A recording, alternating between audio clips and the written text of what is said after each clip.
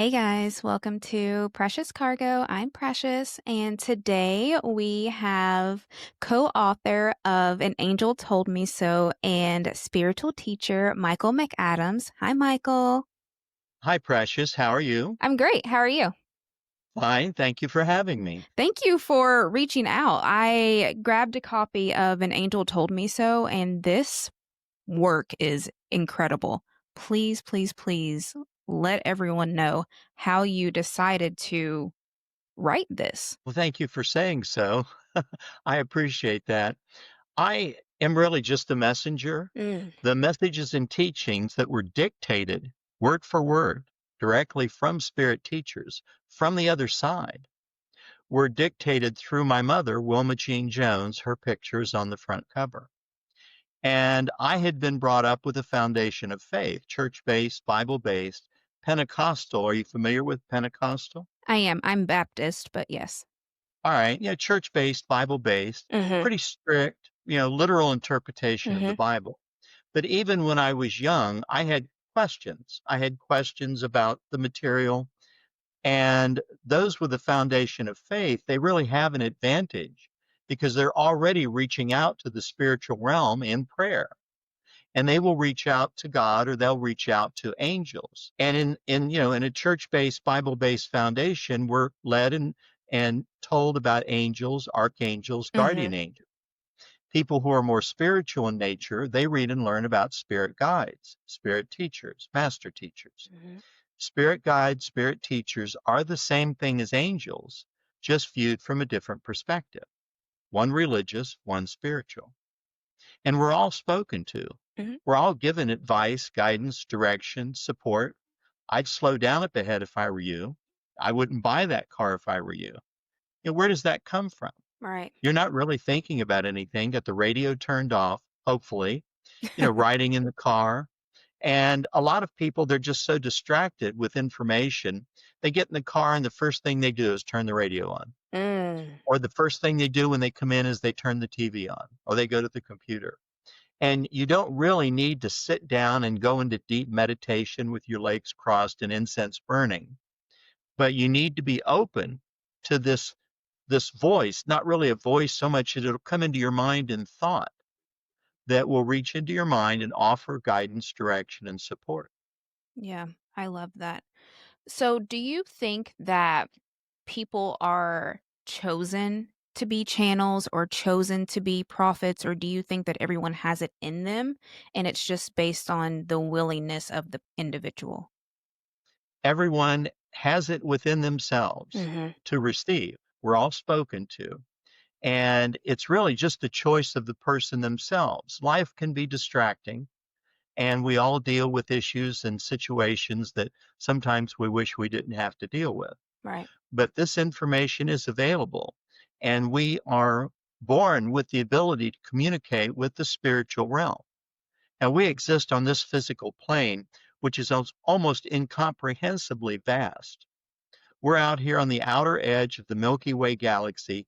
That's our home galaxy. We're the third rock from the sun. I always like that show.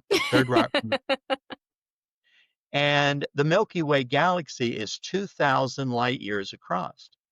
That's 186,000 miles a second times 2,000 years. It's 1,000 light years thick. And the next closest galaxy to our galaxy is Andromeda, and that is 30 light years away. And within the Milky Way galaxy, there are billions of potential planets with societies and civilizations. We just happen to be out here on in the low rent district of the universe, I like to call it. And Earth could be a punishment planet. We don't Yeah. really know. Yeah. We don't really know. I mean, look at the situations and lives Yeah. that people are dealing with just on this planet. But Mhm. we have that ability to communicate with the spiritual realm, which exists on the other side of this physical plane. And we are separated from that spiritual realm by a veil, a vibration, a frequency. We don't really know what the medium is that separates us from this spiritual realm. But for Christians, for people with the foundation of faith, the spiritual realm would be considered heaven. Mm. But for many, for spiritual people, I believe personally that the spiritual realm is much more than just a place called heaven. Mhm. I agree. I wholeheartedly agree with that. The modality that I use whenever I receive messages is the Akashic Records. I'm a very structured person, and it doesn't always come just whenever I want it to, right? But it does help me whenever I was deciding where I wanted to go into for my spiritual practice and for my spiritual career, essentially. I needed a way to, I guess, I don't want to say control, but know when the channel was open and when the channel was shut. I initially thought I wanted to go into mediumship. That was not for me. That was that was definitely not for me.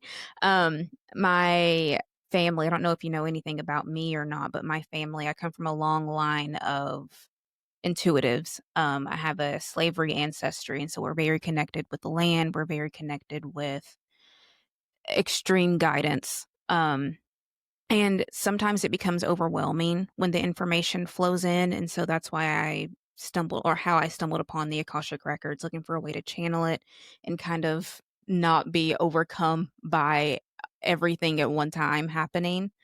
So for the people listening, how do you have conversations with those who are strictly like, "No, I'm only listening to what the Bible tells me," or, "No, I'm only listening to what my spirit teacher tells me." Like, how do we I live in the Bible Belt. I live in Tennessee, so I encounter a lot of people who don't get it or don't necessarily want to get it and can't comprehend that when you said that spirit teachers and angels were all the same type of being, how do we bridge that gap so that people can understand, like, no, like, these are the same things, just different words for the same thing? Well, a number of people, conversations that I've had with some people, especially deeply religious people, when you talk about spirit teachers, they immediately say, "Whoa, no, I don't want to talk to spirits. I don't want anything to do with spirits." Mhm. And I correct them and I said, "No, we're not talking about spirits, not talking about phantoms, anything that, might be considered a negative Right. entity. These are God's direct representatives. Spirit teachers are God's direct representatives. Again, the same thing as angels. And these spirit teachers, in these messages and teachings that Wilma Jean received, they repeatedly refer to themselves in first person. Mhm. You probably saw that. We Mhm. feel, we believe, we Mhm. advise. Our view encompasses more than your view can comprehend. Mhm. One line in a message said, "We hear the spirit cries above the words you speak." Who talks like that? Mhm. I don't talk like that. Mhm. And it's such a first person conversation from these spirit teachers. And when Wilma Jean was led to sit down and receive, and again, we're all capable of doing this, she had received in the thought before.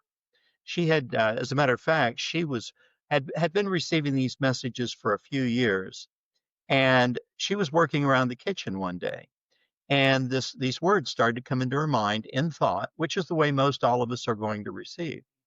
And she knew it was incoming. She picked up pen and paper. She had Mhm. beautiful handwriting, and she received this message that she felt was confirmation she should put these messages and teachings in a book. Mm. May I share this message with you and your audience? Absolutely. So this is what she received. Emptiness is part of fulfillment. Let your resources fill the void left so that distinction of your purpose can be found. Expression is always self-explanatory. Therefore, look inside and anchor all your beliefs beside those still waters that will take away your troubled view and renew your strength to recapture that which was lost, but is now found to be adequate to pursue the course set before you. And as you reconcile your being to represent those qualities that have been left intact, God will see to it that although circumstances have been trying, to say the least, your weariness will disappear as clouds once removed allow the sun to shine to dispel the gloom and darkness that has pervaded your countenance. And as once described before, a token of this presence will be deposited to your account and books recorded in his name. Mm. Wow. And these messages and teachings were extremely personal sometimes. Mhm. When she was led to sit down in a session, she would receive a message addressed to her from her spirit teachers. And then she would receive a message addressed to me from my spirit teachers. And they had a different tone. They Right. had a different feel to the message itself because her teachers and my teachers were different beings. Mhm. But we each have our own. We are born with the ability to communicate with this spiritual realm. It's a two-way communication. People, again, with a foundation of faith are already reaching out in prayer to the Mhm. spiritual realm. But then you relax your mind and you expect a reply, Right. and it is given. I think that that's where a lot of the disconnect can be too. A lot of people are just praying, praying, praying, but no one is taking the time to sit in stillness and receive the information. I can't remember if it was in this book or if it was in something else I was reading that said if prayer is speaking to God, then meditation is listening to God. And I that was literally perfect. I feel like a lot of times, especially deeply religious people, shy away from meditation because they don't understand it in a way. Or, I record meditations for a meditation app and they'll be like, "Oh, no, I can't listen to meditations. Like it's against my faith." And I'm just like, "No, like you can't just ask for what you want. You also have to like you can't say, God's will is what I want if you're not willing to sit and hear what the will is." So, and That's true. And then again, people they you don't really need to go into deep meditation. You don't mhm, need to light a candle and sit cross-legged in front of a mirror. If you can just quiet your mind, mhm, that's really all you need to do is just quiet your mind. You don't have to think about nothing, but you mhm, just want to quiet your mind and then let whatever is going to come through. Now, some people, I've been asked, they say, well, how do you make sure that you don't get any negative thoughts, any negative energy, negative entities that might be wanting to speak you, tempt you, um, that sort of thing? And I have told people that affirmations, for me, one of the best ways to protect your mind and your thought system, and we each have our own personal thought system, like a little mini solar system swirling around in our mind, is to either create or say or learn a number of affirmations that will protect your mind. mm, And an affirmation that was given to me years ago, so long ago, I don't remember when I didn't have it, and this is what was given to me. It said, let no thoughts, ideas, or information be made known to my mind that does not come from God or his direct representatives.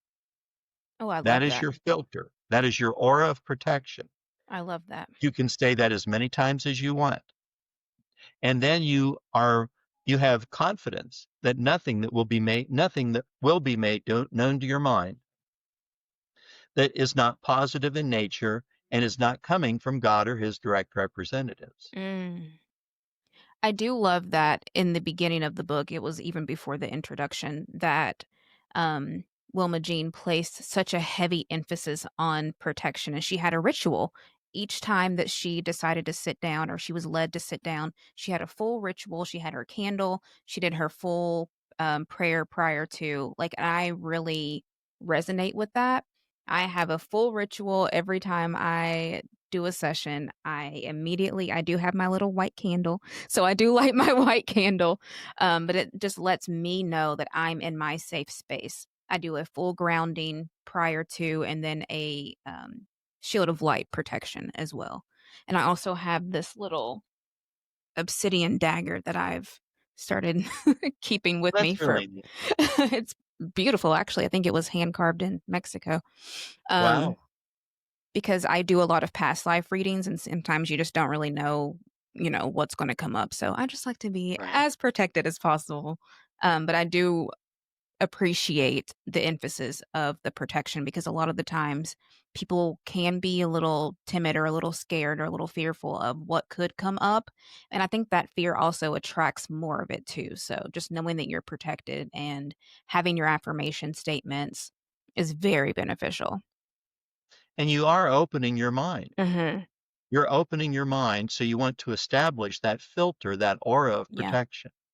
And if for some reason you still have something negative, like a negative thought or a negative anything negative that would slip through, and you recognize that and you say, "Wait a minute, that's not my thought. That's not something that I would think, and I reject that." Mm. And you can surround that with some kind of a case and just discard it out into the universe because it's not a thought that needs to affect your thought system. Right. You control your thought system. Right. Now, the other thing that we have is a pesky little gift called free will, and we can think anything that we want. We can think and do anything that we want, even against advice from our spirit teachers or again, angels, if that's your perspective. So it takes discipline. It takes discipline and recognition of incoming information and information that's being shared for your benefit. Um, so speaking of rejecting, I notice when I'm in conversations with people now that I will, if someone tries to project their negative thought forms onto me, I will literally just say, I reject that. Or if they try to like say shame on something or whatever, I always say, nope, I reject that.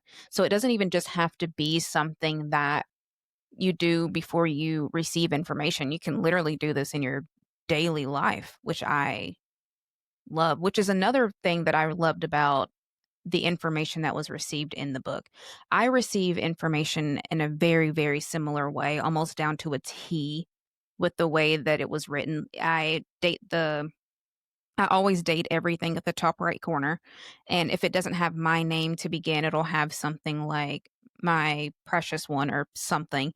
And the way that they speak or communicate is very, I don't want to say archaic, but it is very structured in like a higher formatted type of way. Like they'll use words that I'm unfamiliar with and I'll have to look it up just like your mom said that she had to do for numerous things.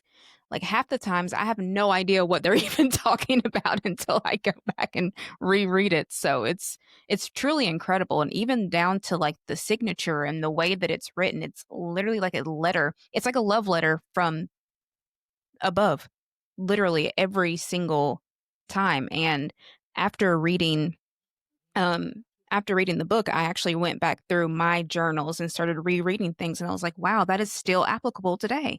It's like, I love that the way that the information is given, it's almost like the prophets in the Bible when they were given their information, it wasn't just for them in that time, it literally still translates to this day, which I found as confirmation for myself, truly.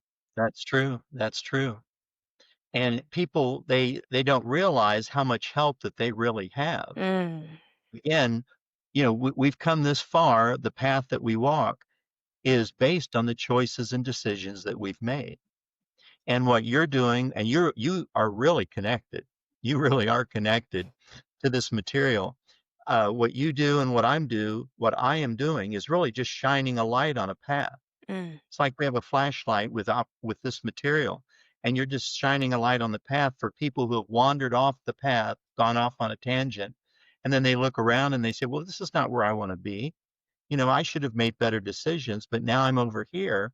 And you can share this information and bring them back to the path that they should be on, and hopefully they'll make better decisions as they make their way in this journey that we call life.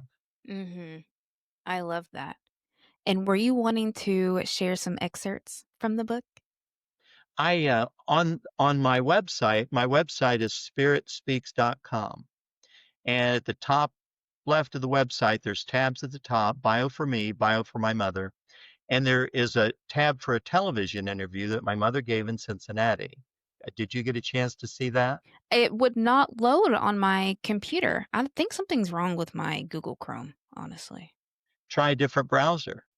But on the website, spiritspeaks.com, if you go to her television interview, you can click on that, scroll down. She's the pretty lady in white on the left. You can watch her interview. And posted on her interview, I added a message from volume 2 of the book, which is not out yet. And this message, this was the only time in a session where she was led to sit down and receive. Two different spirit teachers moved in the same session, Mm. gave two different messages, and signed two different names. And it was obvious that the second teacher was a different teacher than the first because the whole cadence and phrasing of the message is different. And this first teacher's message was really little more than a long paragraph. May I share this with you and your audience? Yes, absolutely. So this was the first teacher's message. There is a resurrection period through which man must travel in order to come into the realm of things godlike. You are to consume and digest all that is given here, as this comes from one highly qualified to meet the needs of this generation. You are not the sole property of yourselves. God still holds the everlasting command over your being, and in him must one take refuge. You are to be considered as one who has been stripped of all belongings and left to die by the wayside. In this manner, are you then open to any help that would be forthcoming? You are by your very nature ones who would depend on your own intellect to carry you through. However, by giving of your soul into the hands of God, do you prosper and develop more freely into that which denies the outcome of some situations, knowing full well that it is the hand of God leading and directing you so that you may arise victorious in the end. There is never a time when you will be without the Father, nor his ever-loving approaches to see that you follow the path that directs you homeward. Take note that we say homeward, as your heavenly Father so resides in that vast insurmountable environment of time and space, so shall ye abide in joint communication with him by the grace with which he covers you and by your ability to accept this grace and use it for your own development. There are others here who wish to make themselves known to you, so I will step aside for this time. My love and devotion follows you as you trod onward but ever faithful to your goal. Wow. That message was signed, Your Loving Guide. Now, that next to the last line is the line that made me sit up and take notice. Mhm. And he says, There are others here who wish to make themselves known to you. Wow. My question is, who are the others and where is here? What do you Mm. mean there are others here? Where are you in relation to us on this physical plane? Mm. So I personally exist, we all do, right? Exist on different planes simultaneously. Um I have noticed the more open I become, the more aware I become, that I kind of never really know which plane I'm vibrating on at the current moment. And so like I have recently started like seeing things that like other people don't see. And another reason why I didn't want to go into mediumship and, experiencing things that I don't know if other people are experiencing or not or hearing or not. So it's really interesting because when we ask where's here, what realm are we on, I sometimes will wake up and have to ask what realm I'm on and what information, am I going to encounter today? Because, when you're on a higher realm or you're at a higher level of consciousness or a different dimension, you're opening to a wider range of individuals or souls or spirits. And, you don't want to look crazy out here talking to whomever. So, like, if I hear something, I'll just look around to see if other people will hear it or if they've heard the same thing or not. And then I'll know if that's directly to me or if that's something also going on. I literally keep a notebook and pen with me 24/7 just because the information and the energy just flows so openly and so directly now. It's kind of wild. So, yeah, even before we met today, I was in the kitchen and I was just like, where am I at right now? Because I don't feel like I'm on the third dimension. So, okay, we'll just take note of everything that's happening.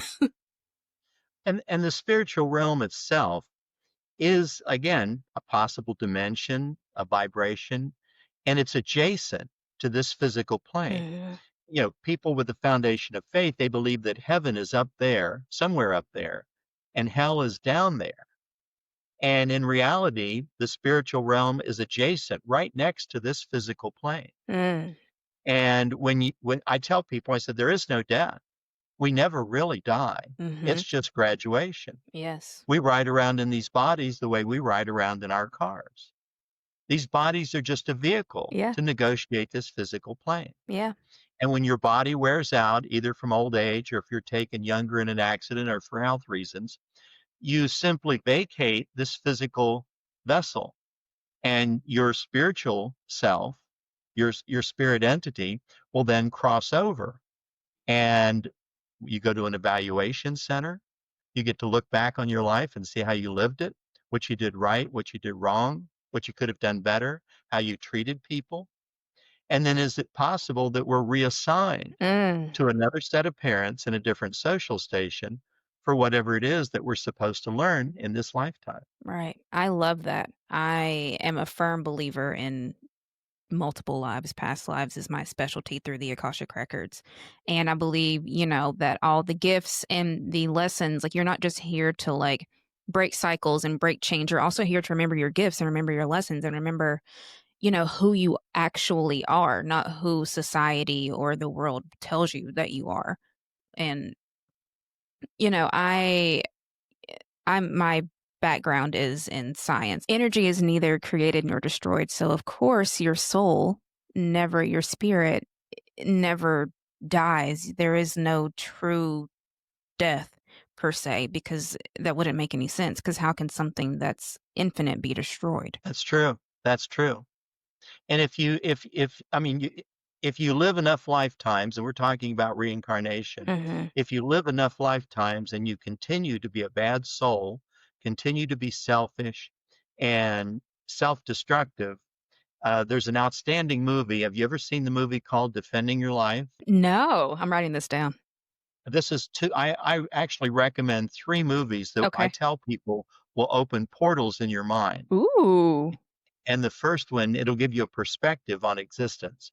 The first one is called Defending Your Life, and that has Albert Brooks and Meryl Streep in it. There may be other movies with these same names, so you want to make sure you get them with these people. Okay. So Defending Your Life is the first one. The second one is called Always, and that has Richard Dreyfuss and Holly Hunter in it. And the third one is called The Last Mimsy, Mimzy. All three are intense. I'm All looking three forward at to the it. end, you're going to want to have a tissue handy. Oh, okay. Okay. They're all three those type of movies. And I'll Okay. actually share one more that I found by accident. Have you ever seen a movie called Risen? No. Risen. It's more of a foundation of faith movie. It's a story of this uh, Roman tribune, serious Roman soldier, who, when Jesus was crucified, Pilate tasked this Roman soldier to find the body that was missing from the tomb. And even the Sanhedrin, the priests from the temple, had come to Pilate and said, something has to be done here. His followers are claimed he arose in 3 days, which he said he would, when in actuality, we believe that his followers broke into the tomb and stole the body. So Mm. this Roman tribune was tasked to find the body. That's all I'll give away. Okay. And it's really well done, really well done. So, I did wanna ask you, I know that your mom went to the Holy Land. Did you ever get a chance to go? I never have. I would like Okay. to. It's a little dangerous over there right now. Oh, yeah, yeah. But I would really like to. And there is a book. Are you familiar with the Urantia book? Mm-mm. The Urantia book is an amazing body of material. It's a link. If you go to the Great Links page on my website, spiritspeaks.com, I have a link to two books that I recommend. I suggest mine first. An angel told me so. But the Urantia book is sponsored by a foundation out of Chicago. Urantia is their name for the earth.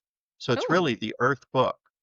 Sponsored by this foundation, the book has been translated into 16 languages, over 4 million copies in print. wow. It was transmitted through an individual in 1935. The book was first published in 1955. And there's only four parts to the book. But the fourth part is a 650-page section on the life and teachings of Jesus that sounds like they were standing beside him with a microphone for 33 years. Wow. I mean, the detail is amazing. And it Wow. agrees with the Bible about 98%. You know, Mhm. little twists on stories and stuff, but not enough to get your pants in a bunch. Right.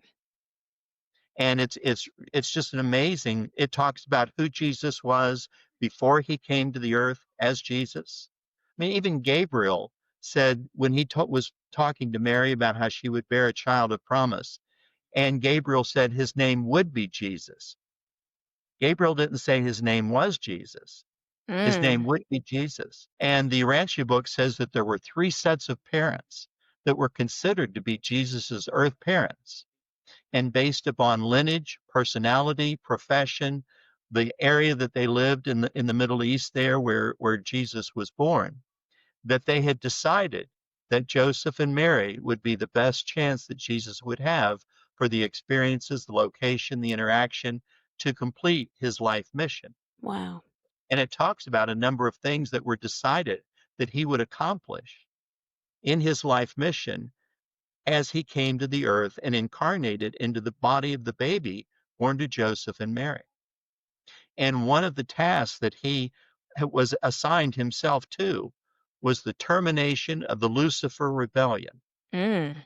Termination of the Lucifer rebellion. And, you know, people continue, thoughts are things. You know that thoughts are things. Mhm. And when you create a thought that gives credence and personification to Lucifer or Satan or the devil, you're creating that in your mind, in your thought system.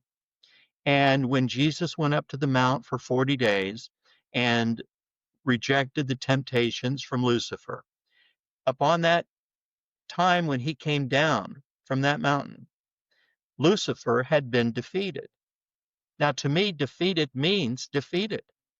Why do people continue, especially those who read the Bible, why do people continue to believe that Lucifer or Satan or the devil are constantly tempting you? And it's this battle. You don your armor every day to battle Lucifer or Satan or the devil.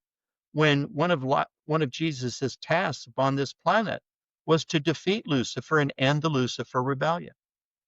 But Christians, because they're confined, that was a word Mm. that came out in a previous interview for me. Mm. They this one host they asked about fear. You know, is people are they fearful, and does religion keep them, you know, fearful of the good and the bad? You know, well, what if you're wrong? I don't want to go to hell because you might be Mhm. wrong. And it's like religion, as good as it does, for all the good that it does, it's confining in Mhm. keeping you in these parameters of a belief system that doesn't allow your mind to open up to the spiritual realm. Yes. And even the way Jesus Yes. taught, you Yes. know, he taught based on people who had been subjects. Even the term kingdom of heaven, these were people that had been subjects to kings and rulers and pharaohs Mm. and Rome, and then eventually Rome. And they had been subject of all these kings and conquerors. Yes, that's 100%. Um, and I personally feel as if, like, the confinement is more of, like, a control tactic, um, for a certain collective, and so, yeah, that's 100% how I think that a lot of people now are awakening and becoming more aware, which is beautiful. And I think that that's why we essentially have people like us and teachers and spiritual realm teachers and people who are more open to access to be able to have these conversations with people and, like, I guess, break them out of whatever constrictions that they could possibly be in and let them know, like, hey, you're here for a reason. This is your purpose. Like, let's do this together. We don't have to keep this separation. We don't have to keep this fear. We don't have to live on these lower vibrational planes. We can ascend. We can experience these things. There's no, I don't think that any of us are given this little special gold star whenever we're born, like, oh, you're the chosen one, or you're it, or you're it. We all have this ability. We all have a way to do this. It's not like certain people are designed. I mean, everyone has a different soul purpose, yes, but certain people aren't just designed for those things. But it does take a conscious effort to break out of that. And I think that it's important to have these conversations. And I have actually, after reading this book, I've actually decided that I'm going to go through my messages and put those in print too, because a lot of these things are universal. Some things are personal and you don't want to, air out all your dirty laundry, but a lot of it is universal, and a lot of it I do whenever I channel, I do share with my clients, and it's like, you know what? I can share it with the world too. Well, that's true. And people, they see what you're told, what you've received, and they think, well, I would like to do that. Mm, One quick thing here, once this first teacher, this spirit teacher moved aside, said there are others here who wish to make themselves known to you. A second spiritual teacher moved in that same session, and he gave a page and a half message.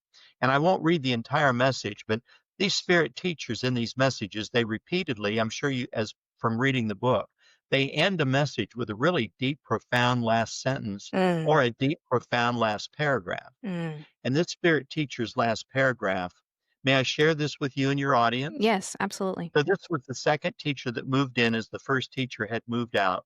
And this was the last paragraph of his message. You are not as sheep herded here and there, but you are likened unto the lamb that is cared for individually, nourished and loved until the full and total development allows it to be master of itself. So is man so kept and denied only those things that would not in the long run nourish his spirit. God is all wise and loving in his dispensations. We are not to judge the workings of our Father, nor are we to judge each other. Work always to improve your own beings, for in the end time there lies your soul, with all the nourishment that you have given it, totally dependent upon the outcome of your intentions. And that message was signed, Your Loving Spiritual Teacher. I love that. Every time I do an Akashic Records reading, I always get like a little message or a paragraph at the end of a reading for the client too. So literally the entire structure of how the information was received is the exact same way that I receive information. It's so incredible. It's so beautiful. And it just lets you know, like, hey, we're talking to the same people. We're speaking to the same beings. Like it's, I don't really have the words. Like, it's incredible. Every time I receive, it's just so incredible. It feels natural. Yeah. It feels natural that this communication is available, and religion will teach you, organized religion will teach you, usually always to receive information from God. Mhm. And I believe, the God takes care of a lot of the big stuff, but the spiritual realm is populated with Yeah. an array of spirit guides, spirit teachers, master teachers. And if you take a look at the index in the Urantia book is a series of papers that are numbered and titled. And if you go to the index of the book, it lists the author of each paper out to the side of in the index. Well, these authors are not people. They're celestial beings, Wow. even higher teachers than the spirit guides and spirit teachers that are dealing and speaking with us. Wow. Oh, I can't wait. I'm gonna go down such a long rabbit hole. I'm so excited about it.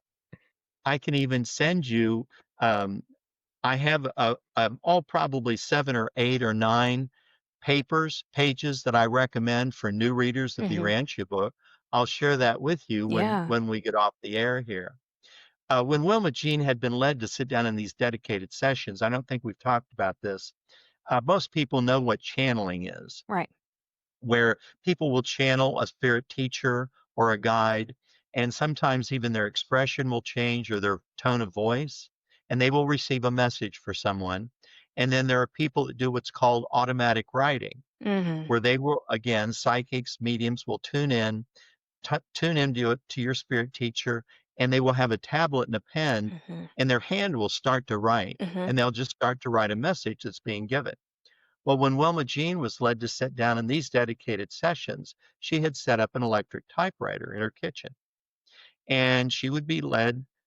We have a message for you, like you said, that she would light a candle, say a prayer, ask for protection, because you are opening your mind. And she would see 3 or 4 words just float into her mind and hang there. They would not go away until she typed them. Mm. Once she typed those 3 or 4 words, they would just fade away, and 3 or 4 more would show up. Full page, single space typed, many times with no paragraphs. Wow. So she was taking dictation. This wasn't channeling, this wasn't automatic writing. She was taking dictation. I've never done that. Everything that I've ever received was in thought, Mhm. spoken to my mind in thought, not by a voice, but just thoughts that were made known to my mind. Right. And when I was first looking for a publisher, I was on a number of different publisher websites. One of the websites asked questions about your work. One of the questions was, what makes your material unique? Why would anyone want to read this? Great question. And I was sitting where I'm sitting right now at my computer. I didn't really even ask for an answer. I just relaxed my mind. And an answer started to be dictated to my mind. It was 12 lines long, and I just typed it down. When it got to the end, it stopped. May I share this answer with you and your audience? Yes. So the question was, what makes your material unique? And this is the answer that I was given. The uniqueness of any material is in the manner in which it touches the soul. An open and searching mind pulls the soul and the body in which it inhabits onward and upward with hunger and determination in its quest for spiritual nourishment, ever mindful that the path upon which we walk is the path toward God. Lives lived, experiences endured, goals accomplished, and loved ones lost are all encounters upon that path. Strive always for the highest possible communication with our Heavenly Father. Believe in yourself as the Father within you is guiding, leading, directing, and comforting you upon this journey that we call life. Blessings be upon you as you walk your chosen path. I love that. So That was whenever not me.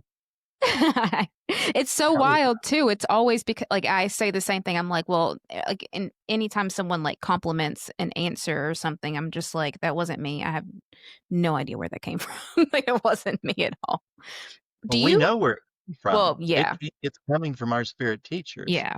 And I could have come up with an answer to that question, but Mhm. it would have been nowhere near Right. that deep and profound. And when I got to the end after it stopped, I just said, "Thank you, Spirit," out Mm. loud. And that was one of my mother's, Wilma Jean's, favorite expressions when she would be given information, told that something happened. "Thank you, Spirit." Mm. And these spirit teachers, our own spirit teachers, their joy is in our recognition of their existence. Yes. I love that. I always say thank you. Anytime an ear ringing happens, anytime, you barely miss an accident, anytime anything of the sort happens, I always say thank you. Like gratitude is the hugest, the biggest thing for me. I talk about that in my book 24/7. Gratitude, gratitude, gratitude. I start my morning with gratitude. I am a huge gratitude person. So when you receive your information, do you notice any physical changes in your body? Like, do you get cold or do you feel like a tingling sensation or anything, or is it just like normal? I have really never felt any physical sensations. It's more just Mm, a calmness in not anything that really comes over your body, but it's for me, it's just so familiar and it happens so often. right. It's like I'm in you get to where you're in constant Mhm. communication with your spirit teachers. Mhm. Now that doesn't mean you have to ask before you do anything. You don't have to ask for permission or, well, what should I do here? What should I do there? You drive yourself nuts. We make 100 choices, 100 decisions or more a day. Mm. Little ones, big ones, sometimes life-changing, sometimes that you think, "Well, that was a dumb thing to do. I knew better than that. I was told I shouldn't do that."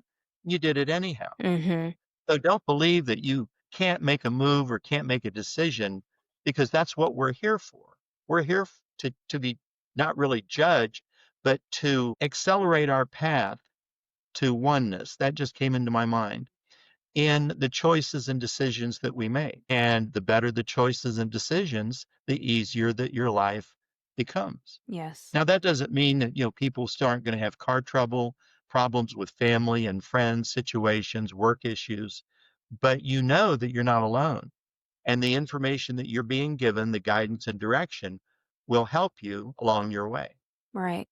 And it also just helps you shift your perspective a little bit too, instead of just dwelling on, what's going wrong. You're more focused on the positive, which essentially magnetizes more positive and light experiences for you.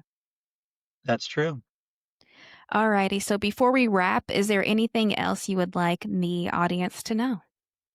Well, I would, if I can, I'll share where my book is available. Yes, absolutely. Again, spiritspeaks.com is the website. An Angel Told Me So is the book. Mhm. And the book is available on in Barnes and Noble system. Any Barnes and Noble store across the country can order it. The book is available on my website. Ingram is my national distributor. If you have a favorite independent bookstore that you like to deal with, they all deal with Ingram, and it's available on Amazon. I love And that. one other quick thing, Yeah.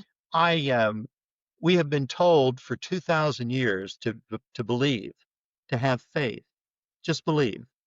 And I don't do a whole lot on Facebook, but I came across a post recently and it said, I don't want to just believe, I want to know. Ooh. And I believe that that is a mindset that a lot of people are coming to. We Mhm. have a foundation of faith, we know the story.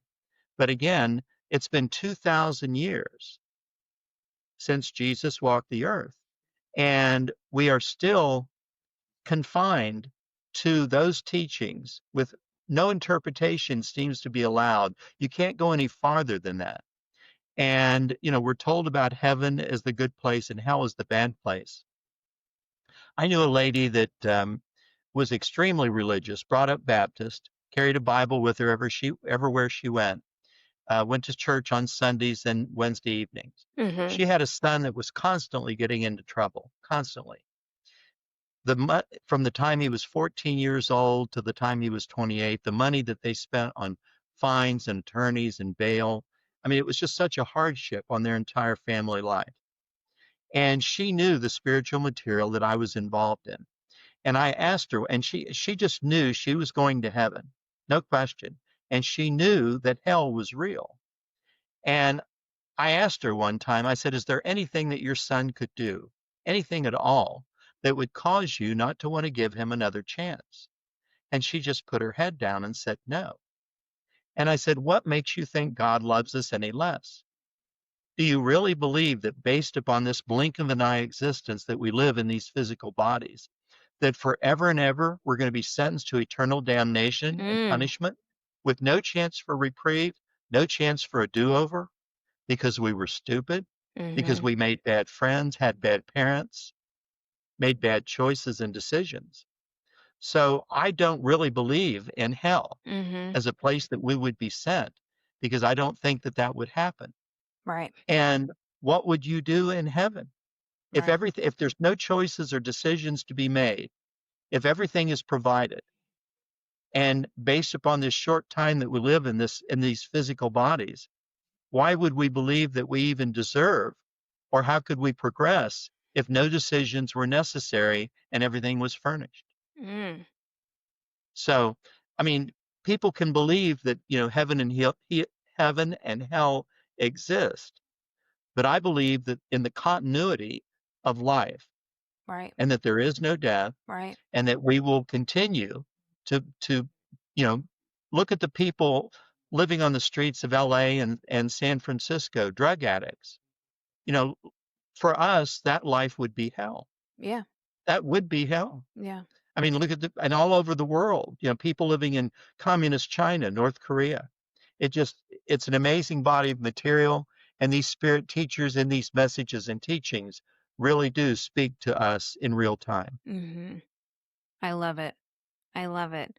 Well, thank you so much for being here with us today. Well, thank you, Precious. I I really enjoyed enjoyed meeting this. you. I enjoyed meeting And you. it's amazing the journey that you're on and how close it is and receiving this information that is available to everyone Mhm. if they will just have the desire to receive. Right. Right. And just opening ourselves up is just the first step. The first step is being open.